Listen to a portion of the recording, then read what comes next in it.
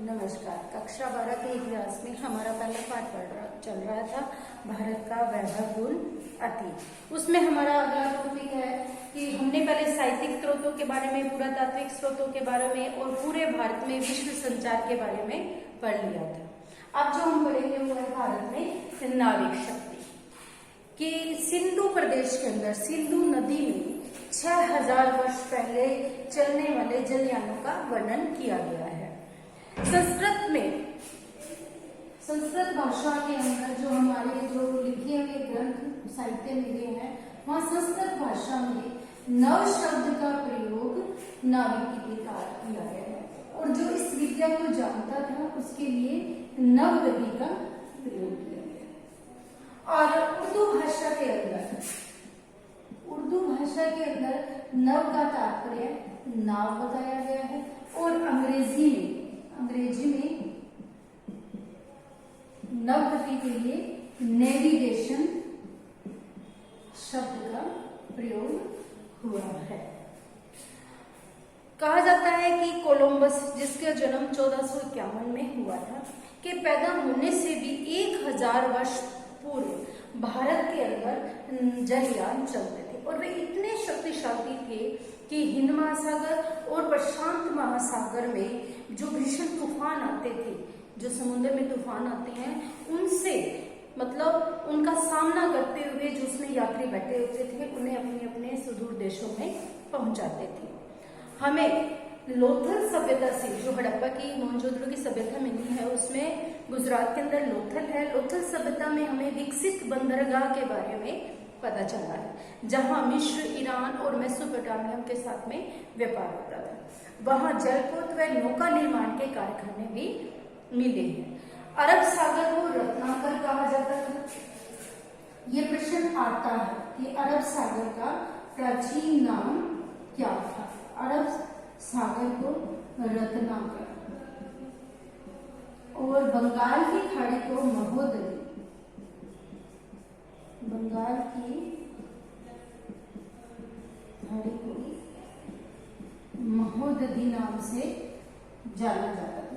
ये प्रश्न 1 नंबर का आ जाता है बहुत बार। इस टॉपिक्स में से ज्यादा बड़ा कोई प्रश्न नहीं आएगा, 2 नंबर या 1 नंबर का ही प्रश्न आएगा कि भारत में नाविक शक्ति कैसी थी, इसके ऊपर। तो इनका ये नाम जाना जाता था। जातक ग्रंथ जो हमारे मिले हैं उसमें भी 10 यात्रियों को ले जाने वाले जलयान का वर्णन किया गया है। थार के राजा भोज ने जो पुस्तक लिखी युक्ति कल्पतरु, उसमें भी नौका निर्माण का उल्लेख किया गया है। और जो मेगास्थनीज चंद्रगुप्त मौर्य के दरबार में आया था, उन्होंने भी अपनी पुस्तक में 9 दलों के संगठन का उल्लेख किया है। एक जो उनका नौका को चलाने वाला अध्यक्ष था, उसको नौकाध्यक्ष कहा जाता था। प्रत्येक नौका के प्रमुख कर्णधार या महासारथ होते थे और पटवार चलाने वाले को नियामक कहा जाता था और जलपोत प्रबंधक को दश रश्मि ग्राहक कहा जाता था। ये कुछ छोटे प्रश्न हैं जो आप पूछे जा सकते हैं इसमें से। अगला हमारा टॉपिक है वह है भारत में प्रागैतिहासिक पाषाण काल। ये इम्पोर्टेंट है थोड़ा सा, इसमें से प्रश्न आ जाते हैं। अपना जो ये पूरा लेसन है वह 10 नंबर का है।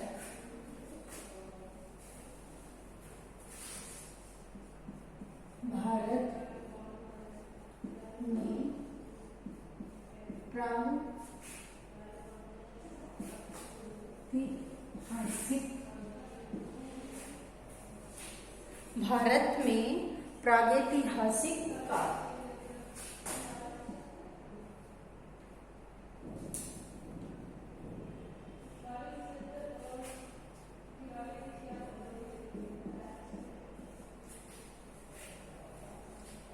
देखिए, विद्वानों ने मानव जीवन के क्रियाकलापों का वर्णन किया है। उसको 2 भागों में बांटा है। एक तो जो पढ़ना लिखना जानते थे, पढ़ना लिखना जानते थे, उनको तो उनके क्रियाकलापों को इतिहास में रखा है। और जो इससे पहले का इतिहास है, जो मानव पढ़ना लिखना भी नहीं जानता था, उसे प्राक इतिहास कहा है। प्राक इतिहास यानी जब मानव कुछ भी पढ़ना लिखना या कुछ भी ऐसे संकेत नहीं मिले। उत्खनन में हमें ऐसे स्थान मिले हैं जहां पर मानव निवास करता था और वह निवास करते हुए बर्तन, औजार और जानवरों की जो खालें मिली है उनसे पता चलता है कि यह युग क्या था, पाषाण युगीन मानव था। जहां पर बर्तन औजार वगैरह मिले हैं वो कौन सा काल था, पाषाण युगीन मानव। पाषाण का तात्पर्य है पत्थर के औजारों को या पत्थर के वस्तुओं को प्रयोग में लाना। जिस काल में पाषाण उपकरणों का प्रयोग होता था उसे पाषाण काल कहते हैं। ये पाषाण युगीन मानव था जब उसने वहां रहना शुरू कर दिया था, और पाषाण काल कहा जाता है जब मानव पत्थर के औजारों को प्रयोग में लेने लग गया। भारत में 20 लाख वर्ष पूर्व के पाषाण उपकरण मिले हैं। कहां पर, शिवालिक की पहाड़ियों में 20 लाख साल पहले शिवालिक की पहाड़ियों में।